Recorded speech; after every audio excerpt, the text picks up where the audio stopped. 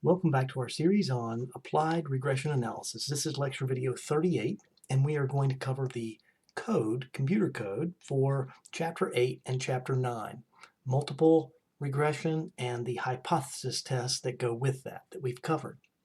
So we're using this RMD or R Markdown file, and I just want to reiterate that this file is required, this code is required for the homework and for the project. You have to use R Markdown code that's been provided in this file. Now, you still need to rearrange things in the order that the question is asked, and you will have to make minor modifications to the code to get the right answers. Like you will have to input the data for the problem that you are being asked, and then you may be asked some questions and not others. So again, you'll have to modify this, but not drastically. And then also, you'll want to get rid of the explanation that's part of teaching, that's in this code. You want to write a report that summarizes the results. You're not providing a lecture like I am. So you'll want to definitely change the text and make it apply to the problem that you're solving. And that is a very big part of this course. I'm looking for you to learn how to be professional and build skills that you will use outside of school. So this is something to think about more than just an assignment, but practice for a job. All right, so let's get started. So with this RMD or R Markdown file, when you're finished, you're going to need to knit this to PDF. Now, there's some issues with trying to knit this to PDF. If you have any errors in your code, it will not compile or knit to PDF.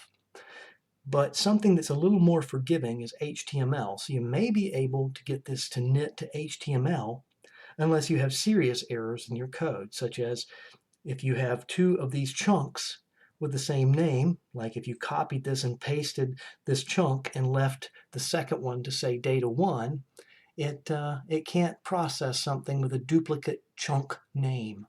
So, but what you could do is just get rid of the chunk name. They don't have to be named.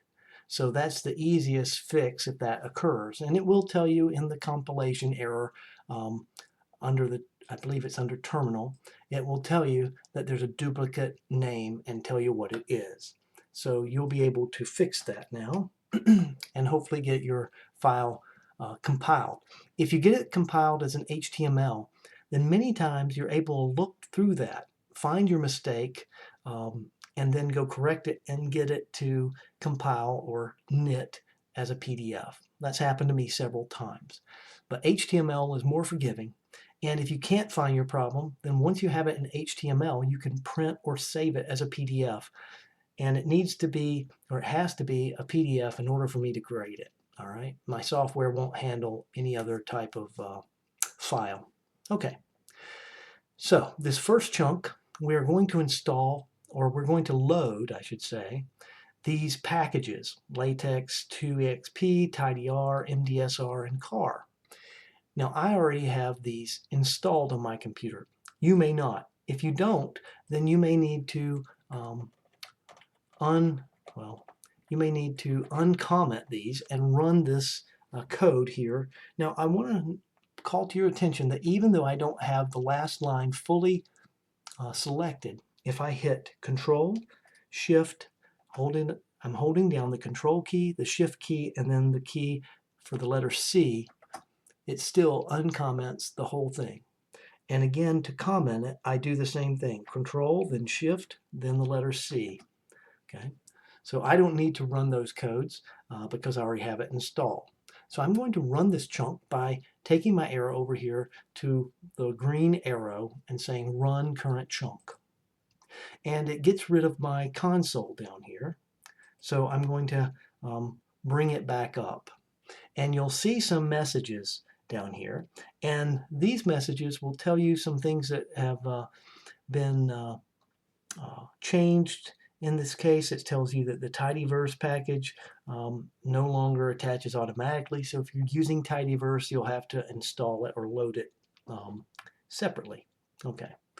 And then it will tell you if anything is what we call masked. In other words, you wouldn't be able to use this method unless you're specific and call it a certain way. But that's a little beyond what we are going to do in this course. All right.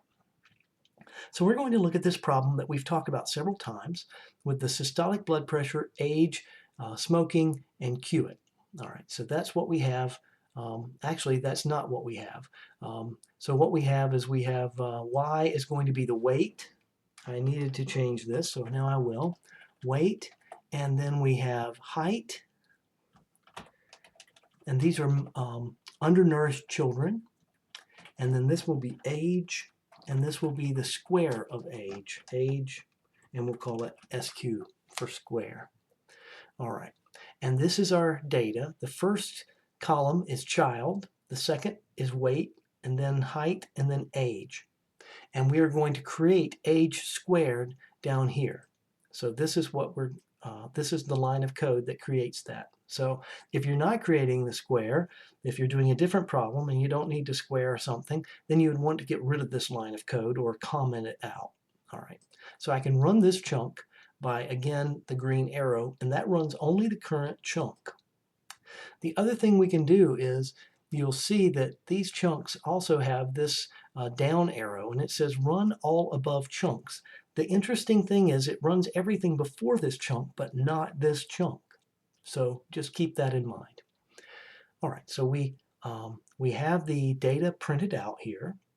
And now we're going to look quickly at these individual models. So the first model is going to be just height. And we're going to use this function called ANOVA. There are two ANOVA functions. One of them has a capital A. You do not want that one. That does some very different things. For this, we want the little a here in ANOVA. And then we're going to put in the reduced model, linear model, and then the full linear model. And then we tell it the data set name. So we have to introduce something called a null model. And this is a model that only has the intercept included, and error, of course, but the intercept, so a constant, is all that there is. So this is a straight line, like a y equal to beta naught, right? So it's a straight horizontal line is what we're using as a model. So there are no randomness except in this random error. So there are no variables in this model. And we need this to compare the amount of change in SSR in order to create an ANOVA table. So the first model that we're going to look at is with height only, as we said. So we have to create this linear model, and it has weight, and instead of equals, we use the tilde, height, and then data equals df1. Now the null model, in order to get a model with just the intercept, instead of putting a variable, we have to put something, so we put a 1 over here. And then we run the ANOVA with the reduced model first, and then the fuller model, or the bigger model, second.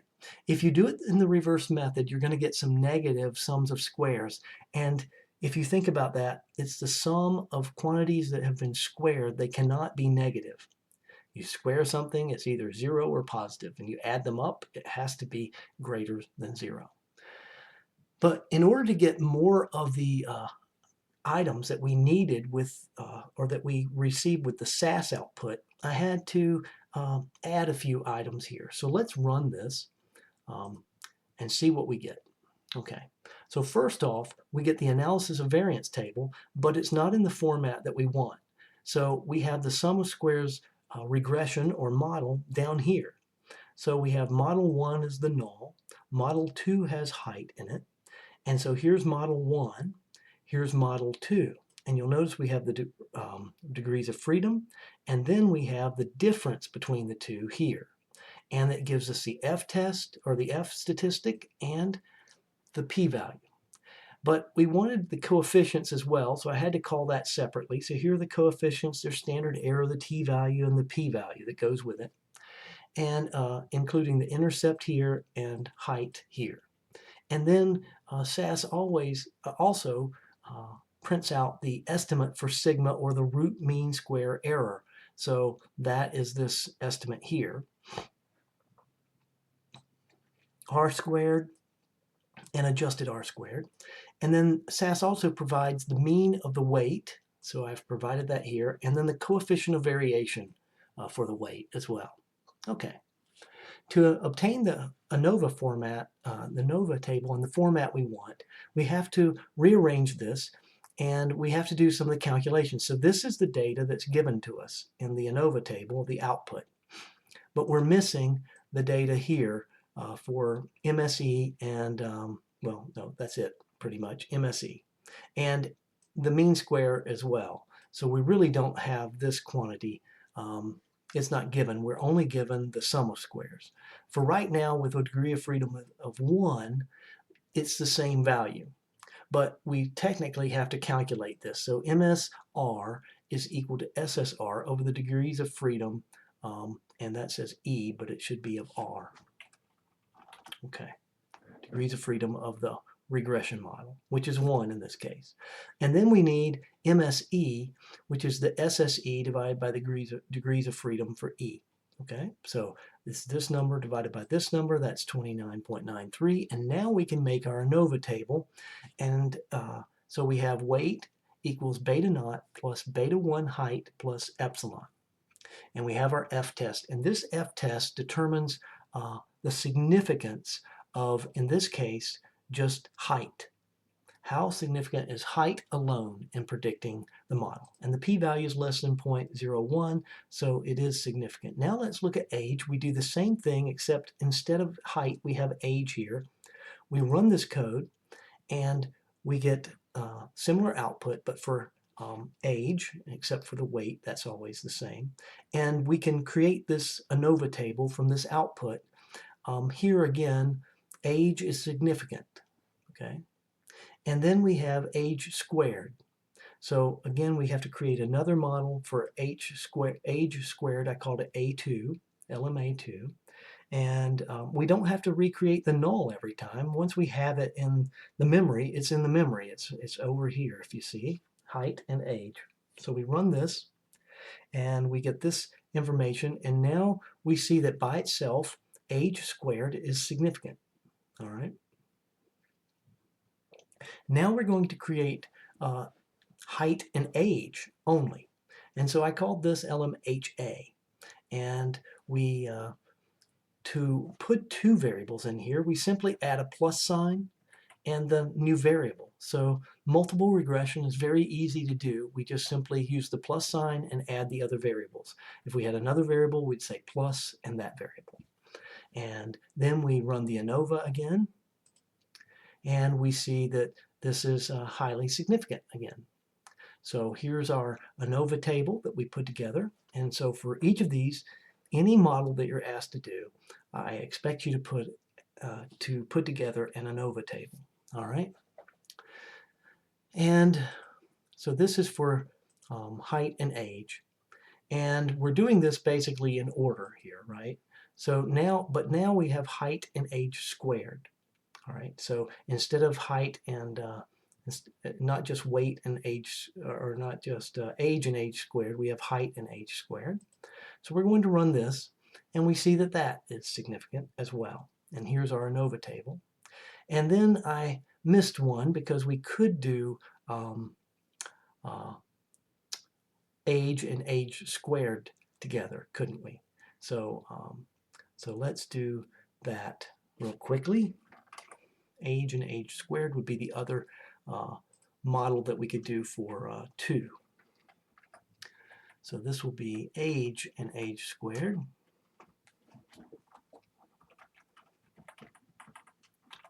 Call this F. And then we'll do A squared. How about that? And then we'll put over here age plus age squared. And then we'll call this A underscore A squared. And then we'll see what we get with this. and it turns out to be significant as well. All right, so let's quickly do the ANOVA table for this. So I'm just going to copy and paste. Whoops. And then I'll have to call this G for the full model. Okay, and so I'm going to run just the ANOVA here so that I can see this. And then I will put 526.48 here. And I have to divide that by 2. So that is 526.48. So that's going to be 252, what, 66.24, I believe. So 526.48 divided by 2 is 263. Whoops, 263.24. That will be the mean square regression. 263.24. And then F is given to us as 6.5488, and the p-value is 0.01756. So still less than 0.05, but not less than 0.01. And we have, for this, we have 361.77. And we have 9 degrees of freedom still, so 361.77 divided by 9 gives me 40.19 and a bunch of 6s. So I'm going to round that to there. And that is our ANOVA table for the other possible 2 variables that we put into our model, age and age squared. Now we do what we call the full model. That's all the variables that are possible: height, age, and age squared. And so again, we have weight, height, age, age squared for our in our model. And we compare this to the null model again. So right now we're every one of these f-test is testing whether the entire model is significant. And so we do this, and again, the entire model is significant. It's less than 0.01 in this case. All right. And here is our ANOVA table. Now we're going, and so that's what it tests for, but we haven't done the hypothesis test. So I've put the hypothesis test in here. Now I've already gone over these hypothesis tests in chapter 9, so I'm not going to spend your time going over this again, but it is in here for you to look at and for you to see. And so we will talk about, so the full, for the overall f-test for all the variables, that is this f-test here, okay? And so that hypothesis test is put there, and then the results, of course, we've got our null hypothesis here, we've got our alternative hypothesis over here, and we have our model, which always has to be put, and then we have our test statistic, the results, and then, of course, the concluding statement, which is very important. But let's talk about how to do a partial f-test, and we're going to do the variables added in order here. All right, so we're going to first add x1, then x2 given x1, and then we're going to add x3 given that we already have x1 and x2 in the model. And so we have the questions from chapter 9 that were asked. Does x1, height alone, significantly contribute to the prediction of y? And we already have this from before, right? So we did this up above. We have this model with height only in it, and this f-test here is what tests that. So we can answer that very quickly, but we need to do the formal test with all 5 steps. That is the hypothesis statement, the test statistic, the rejection criteria, the decision, and then the concluding statement. All right, so we have to have all those elements in here. And then we have about x2, and that's similar. And again, we have this. It's not significant at 0.05, but it would be at 0.1. So it's what we would call borderline significant. And again, the test. Now, if we wanted to do, so this is adding x2, age, to the model that we already have height in. So how did we do this? I really didn't need to do this. I already have a height and age. I could have just used LMHA here, but for some reason I created another one, X2 conditional 1. What we did was we took H, okay, instead of using the null here, the null model, we used with only height in there, so LMH that we had before. And then this model has both height and age in there. And so the difference in this, when we run this, the difference here is the type 1 sums of squares that we saw before, the 103.90 here, okay? And so we can make an ANOVA table of the conditional addition of x2 given x1, and so that table is given here. Or we could do the same calculations using the ANOVA table that has only height, and then the ANOVA table that has height and age here. And so the formulas are, we can either use the sum of squares regression, or we can use the sum of squares error, as we've gone over before, and then we calculate the F statistic. And again, we end up with 103.9 as the numerator. And in the denominator is always MSE of the model with the most random variables in it, okay? The fuller of the random variables. And then finally, we do the addition of x3, given that x1 and x2 are already in the model. So to do this, we compare the full model to the model with height and age in it. And that tells us just the difference of age squared, how much it contributes to the model. And that turned out to be very small, 0.24 basically, as we saw in the book or in the lecture notes.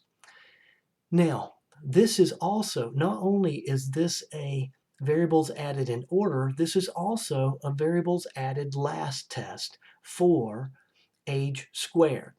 What if I want to do a variables added last test, and I've put in the individual, the ANOVA tables that we'd use for this before I go on. So here's the one that has the full model, the ANOVA table, and here's the, I'm sorry, not the full model. It has age and height in it. And then this is the full model down here. And again, we can use the sum of squares regression, or we could use the sum of squares error, those difference, to get, and that difference is going to be this, actually here, the sum of squares of the conditional x3 given x1 and x2 in this case. All right, so these are the ways that we can calculate that, and I've put this in here for you. But before we go to multiple partial f-test, I want to talk about what if I wanted to do a added last test for a variables added last test for age. So I want to do, I can get down here, variables added last test for age. Now, what I need is I need the full model that has everything in it, including age, and I spelled that wrong, and then I want height and age squared. I need a model with height and age squared, and I don't think I did that. So I'm going to say LM H underscore A2, and did I already have that? No, I didn't. HA squared? Oh, I did have LMHA squared. Okay, so I do have that, and so that comes in handy, being able to see what comes up. So this is going to take the difference between height and age squared and height, age, and age squared. So this is a variables added last test for age, okay? And so here's the ANOVA model, or the ANOVA table that we get, and I'm going to copy, say, this one, and bring it down and create that ANOVA table very quickly. I'll need to say that this is going to be the full model now. And so this will be beta 2 age plus beta 3 age square, okay, plus epsilon. All right. And so up here, I'm going to have 1 degree of freedom here, and my sum of squares is going to be 3.4105, and that's going to be the same for my, because it's 1 degree of freedom, that divided by 1 is still 6.4105. And I'll move that to line up there. And then my f is really small, 0.1398, and my p-value is fairly large, 0.7182, so definitely not significant. The error is going to be, in this case, this is, okay, so this is going to be, actually I should say ANOVA table for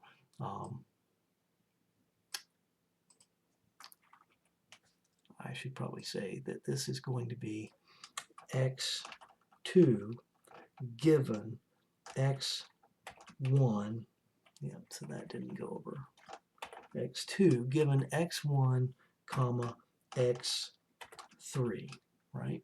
So that's the ANOVA table for this. Or I could say that the null hypothesis that beta 2 is equal to 0 versus beta 2 is not equal to 0 in the model, the full model, with all 3 in there. Okay. But this ANOVA table is the conditional ANOVA table, the variable added last. So this total is going to be 195.19. And then I take 195.19 divided by 8, and that gives me 24.39875. 9875, if I want to go to all the decimal places. And then this is going to be, oh, I did that wrong. That's going to be 8, not 9. This is 9. And that is going to be 198.60. So I need to change this number, 195.19 divided by 8, not 9. And that gives me, oh, I did it right. Okay, so I just wrote it wrong. That is the right number. And so now we can see that the variable added last, for age added last, it is not significant in the model that already has x1 and x3 in it. Okay, so that's how we can do a variables added last. We have we have all of the variables except the one we're wanting to test, and then in the full model we have all the variables. So this model has that variable left out. This model has all the variables in it. So now let's look at a multiple partial f-test, where we are going to add more than one variable to a model and see if the addition of more than one variable is significant. So how do we do that?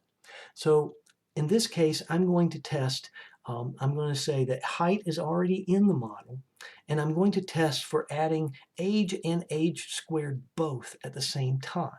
So I have my reduced model is just height, and then I have my full model. It has all 3 of them in it. And so when I do this ANOVA, I get the difference in this. And so this is a partial f-test, and you can see that I've said here that it's x3 and x2 given x1. So now I have 2 degrees of freedom in my sums of square for the model. So 2, and this is 104, so I divide that by 2 to get 5207. It gives me the f-test, 2.1341, and the p-value is only 0.1808. So it's too big, and this is not significant. We would not add both of them to the model. And then we have 8 here, and the degrees of freedom, 10 here, and the sum of squares total, okay, for this conditional model. And then, of course, I've put in here the formula for this, and it was too big to fit on one line. And so I broke it up into 3 different parts, and you can walk through that as you need. And this file, of course, is on Moodle. Now, the other way to calculate this, of course, is to use the 2 ANOVA tables, one with only height in it and then the other with the full model. And again, we could subtract either the sum of squares regression or the sum of squares error to get the conditional sums of squares, the difference attributed to adding both of these variables to the model that already has height in it. Okay, now the last thing is this test for the intercept. I looked through all of the I searched the internet for code that would do this and I did not find any. So I'm not saying it's not out there, but I certainly did not find it. Not to do the test for the intercept that we did with the book. And what the test did is it basically did a test for the intercept added last. Okay, and so I had to use the test statistic given in the lecture notes in the book. And that was F is equal to N times Y bar squared, and then divided by the sums of squares of Y, and divided by that degrees of freedom, which is N minus 1. So here's the degrees of freedom, N minus 1, N1 minus 1. N1, I made the rows, the number of rows in DF1, and N times Y bar squared. So I took the mean of weight squared times N1 here. And then I did SSY, which I just simply calculated. Here's the weight minus the mean of the weight and the whole quantity squared. Okay, so I did it manually to get that. And then I manually counted F, or calculated F, and then I'm printing out what I want it to say, which is here's the estimate of the intercept, here is the F statistic, here is the degrees of freedom, or R, the degrees of freedom, and here is the p-value for that. And so this is very different than than what we've been given when we do this summary of LM full. Here, this intercept test is completely different. So again, I don't know if there is a package out there that calculates this particular intercept test, but I wanted to point out that it's very different and that it's basically the intercept added last. How does the intercept not how does the intercept how significant is it once it's in the model, but how significant is it to remove it from the model or add it to the model? Okay, and so this is what this test, and we see that it's highly significant in this case. And I've given you the test here as well, not the formal. Let's see, I didn't do the formal test, so I should have put the beta naught, or it no, I should have put H naught and HA in here, and so I apologize that I didn't, but I did do the rest of it. So we do have the statement. Okay, so that is it for this lecture, and I hope that this helps you be able to do all the problems and understand a little bit more about these partial F tests, multiple partial F tests, variables added last, variables added in order. So all of that is provided here. So don't forget to upload your lecture notes to the Google Drive, a folder that's shared with you for this class prior to midnight, the date listed on the course calendar. If you have questions, by all means, come to the office hours. I'm happy to help you at virtual office hours. If you can't do that before you need help, then email me. But when you email me a picture of the problem and a picture of your work so that I can see how you're approaching something. And that way I'll be able to help you quickly. So I hope you take care of yourself and stay safe, and we will see you here next time.